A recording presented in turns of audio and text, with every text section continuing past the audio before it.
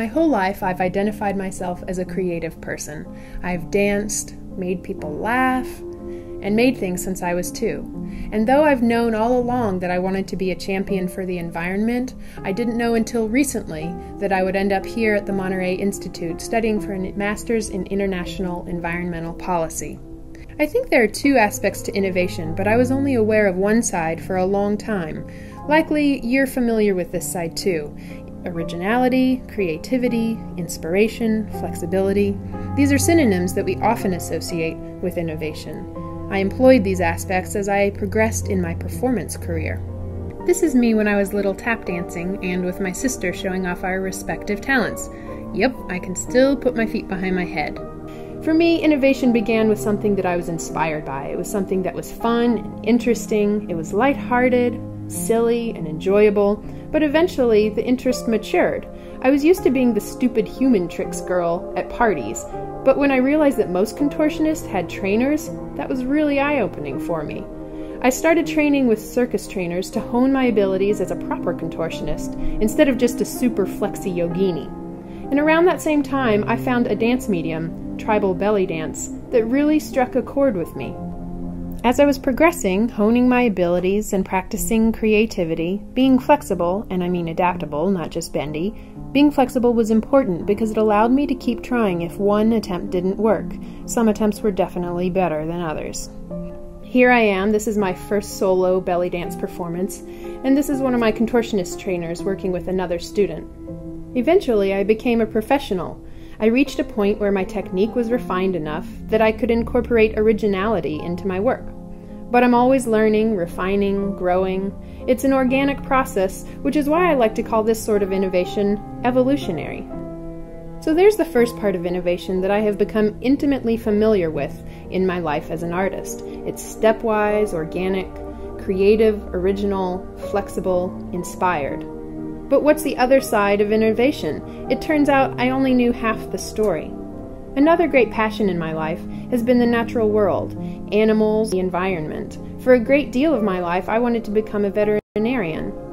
The plan was to go to vet school to become an educated environmentalist, work in conservation medicine, and I assumed that this endeavor would go something like my artistic life, little by little, step by step, until I was a professional. I liked animals as a kid, I enjoyed science. Going to vet school seemed like the next logical step. Like preparing yourself to do a new contortion move, it takes diligence though, and you do it in stages. First, I spent years preparing to go to vet school. Here I am, researching colobus monkeys in Tanzania during undergrad. I poured my soul into the application process. I got in, and I worked harder than I've ever worked in my life. At 33 credit hours per semester, it was grueling, but I was getting there. I did things I thought I would never have to do. After 4 years, with only 1 year of clinicals left, I could finally see a light at the end of the tunnel.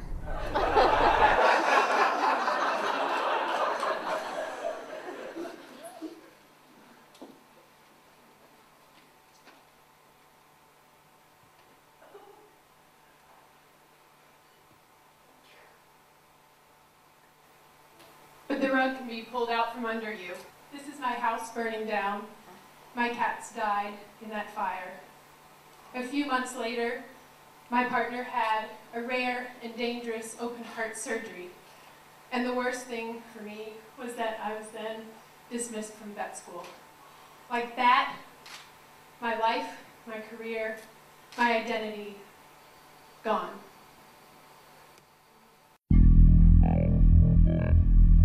Plan A had failed. I was scrambling to put together Plan B because I knew the only way to get out of this mess was if I was innovative. But the only problem was that the only way I knew how to be innovative was to be evolutionary. I was thinking, let's see, I've got 4 years of medical training, I should use that. Maybe I can be a physician's assistant. Or with all this veterinary training, maybe I could go back and be a vet tech. And of course, to cope, I turned to the other great passion of my life. By innovating in dance, I mourned the parts of myself that had died. That was helpful, but it wasn't enough. And Plan B felt like settling for something that was second best. It wasn't me. I was broken, humiliated. All I wanted to do was bury my head in the sand. Remember, I had spent so long building up to the rest of my life.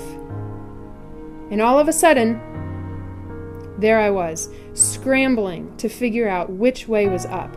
I was hundreds of thousands of dollars in debt with school loans, but without a career, I had no way to pay it back.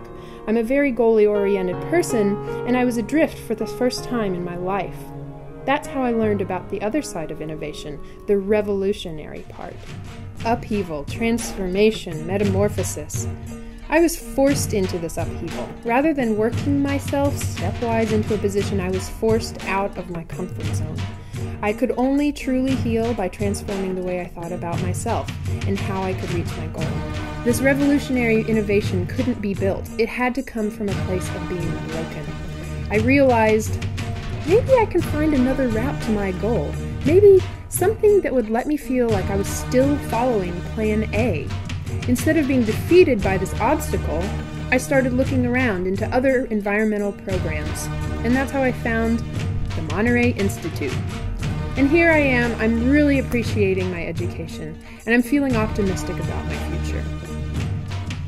Sometimes you can't think outside the box until you have accidentally found yourself there, and to move on, the only option you have is to be innovative. When I was dismissed from vet school, no amount of creativity would allow me to finish my degree. I had to revolutionize the way I thought about myself and how I could accomplish my goals in order to effectively move on. As an environmental policy student, I know that humankind has a number of critical environmental issues to deal with now and in the near future. Many advances in technology and positive behavior changes have been made evolutionarily, stepwise, but there will be some advances that come about only after we think it's too late and we've been forced out of our comfort zone. This revolutionary innovation is perhaps not the most efficient method of innovation, but it is effective. And I'm here to say that without such a transformational change in perspective, we might never know what's truly possible. Thank you.